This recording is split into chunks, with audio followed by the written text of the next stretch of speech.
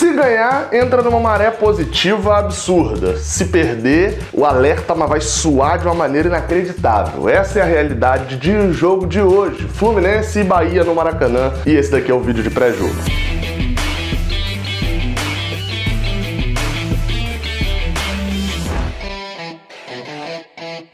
Seja bem-vindo, você guerreira de todo o Brasil, de todo mundo. Aqui é o canal Raiz Tricolor. Eu sou o Gabriel Amaral, jornalista e tricolor, e estou aqui para fazer esse vídeo de pré-jogo entre Fluminense e Bahia, jogo disputado hoje às 19 horas no Maracanã, com transmissão apenas do Premiere. Mas se você não tem Premiere e não vai estar no Maracanã hoje, você pode acompanhar também o resultado ao vivo do jogo no aplicativo OneFootball, aplicativo aí presente em mais de 180 países, um dos maiores aplicativos de futebol do mundo. Por lá você tem notícias e tem também resultados ao vivo. Baixa aqui no link que tá aqui na descrição e dá essa moral aí também pro canal, beleza? Vamos falar do jogo. Nós chegamos agora a 4 partidas invictas.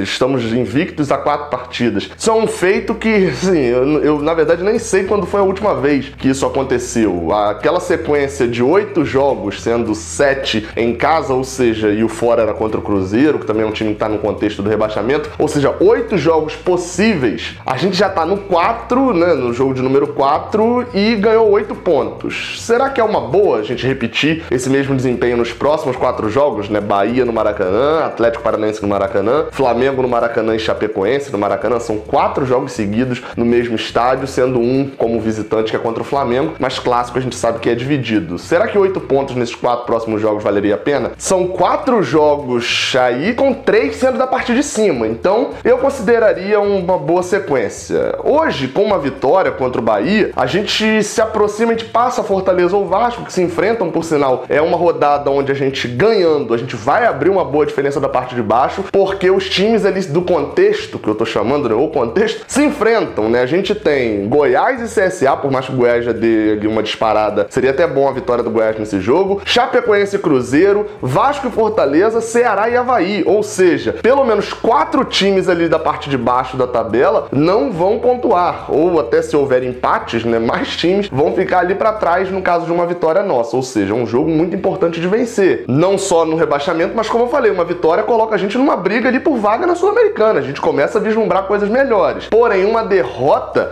pode fazer até com que a gente termine ali a rodada. Entrar na zona de rebaixamento é algo bem complicado de acontecer. E pode ser até que a gente termine numa situação onde seja necessária uma vitória contra o Flamengo no final de semana que vem, né? A gente tem o Atlético Paranaense no meio de semana, mas pode chegar pressionado num Fla-Flu e não é o que a gente quer, né? Pressão no Fla-Flu é o que menos a gente quer nesse momento.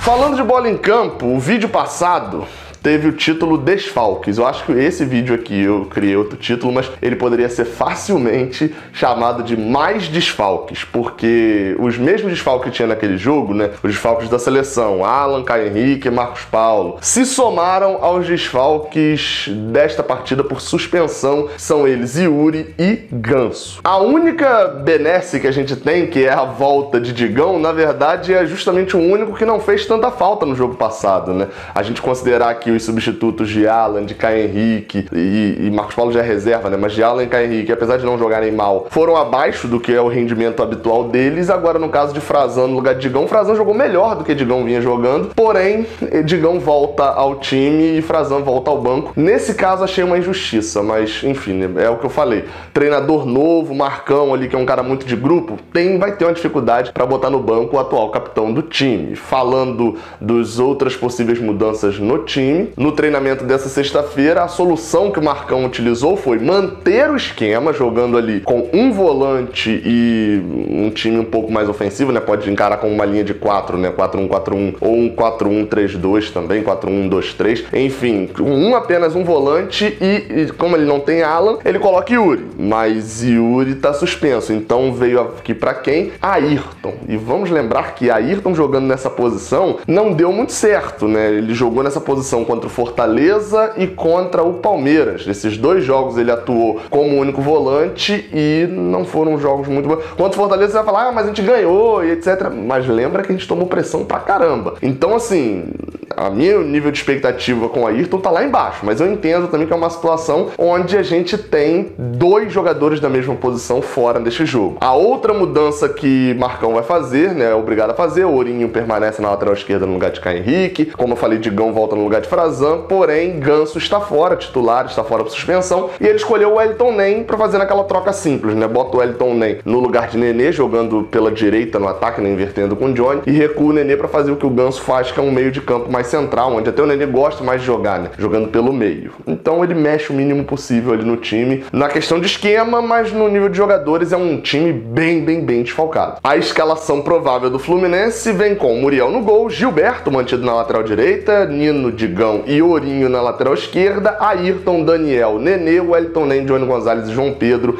Esse o provável time de Marcão para o jogo de hoje contra o Bahia. E vale destacar sobre essa escalação, o time baiano é um time conhecido por jogar muito bem no futebol reativo, ou seja, ele é atacado e sai rápido no contra-ataque. Aquele 3-0 que eles enfriaram no Flamengo foi feito na base disso, em contra-ataques rápidos com o Elber e principalmente com o Gilberto também como matador. E jogando assim, com uma zaga que tem, não a zaga, né, o sistema defensivo que vai ter como único volante Ayrton, um cara notoriamente com mobilidade bem menor do que os volantes que vem jogando ali, tanto Alan quanto Yuri. E jogando com dois laterais que tem como melhor característica a ofensividade, que pecam na marcação, que é o caso de Gilberto e de Ourinho, o Bahia pode encontrar o caminho numa situação dessa, de atacar o Fluminense num contra-ataque, né, no caso contra-atacar o Fluminense e ter espaços. A gente precisa tomar cuidado com isso. Sobre o time do Bahia, né, como eu falei, eles têm o retorno de Gilberto nessa partida, o vice-artilheiro do Campeonato Brasileiro está de volta ao centroavante do time de três cores lá da Bahia. Porém, a situação, apesar de eles estarem brigando pelo G6, brigando pela Libertadores, a situação não é muito boa atualmente, né? Foi 1 ponto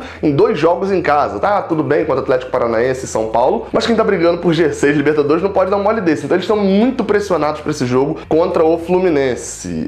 Em relação ao time, como eu falei, Gilberto está de volta. E assim, eu fui dar uma olhada, né? Falei dos laterais, eles têm uma diferença grande, porque Nino Paraíba pela direita, né? Que seria uma boa opção também para contra-ataque. É um dos melhores laterais do Campeonato Brasileiro, sem dúvidas. E pela esquerda eles têm o desfalque de Moisés e o reserva é Giovani. Eu confesso que não assisti nenhum jogo do Bahia com o Giovani em campo. E sim, você que tá pensando, Giovani é aquele mesmo do Fluminense em 2016 e etc. Se ele mantiver aquele futebol do Fluminense em 2016, o Gilberto tá feito. Não vai precisar marcar muito não. Agora, se ele talvez jogar bola, aí a gente pode ter alguns problemas com essas laterais do Bahia. Vale destacar, defesa muito boa, um time muito organizado e sem dúvidas é favorito para esse jogo, um time muito mais organizado que o Fluminense. Mas a gente vem numa maré muito melhor que a deles e aposta, né, em uma possível boa atuação para ganhar aqui no Maracanã. Quem apita essa partida é Roberto Lopes, dispensa apresentações, o Carequinha. Se eu não me engano, né, enfim, é um chute aqui, mas eu acredito que ele seja o árbitro em atividade que mais apitou jogos do Fluminense. São 62 partidas tricolores apitadas por ele, sendo que esse ano ele ainda não apitou o jogo do Flu e no ano passado, as mais recentes, ele apitou 2 jogos ali no segundo turno do Brasileirão 2018. As derrotas por 3-0 para o Santos e por 2-0 para o Internacional, ambas fora de casa e ambas que ele não teve muita relação ali com o resultado totalmente contra o Santos. Ele até deu um pênalti e tal, mas aquele time mereceu perder. Eu lembro desses jogos e a gente mereceu perder. Não se esquece do like aqui embaixo, estarei no Maracanã. O Maracanã também hoje vai estar com várias paradas, a gente tem sorteio de carro. Se eu ganhar o carro, meu amigo, eu faço um sorteio grande aqui no canal.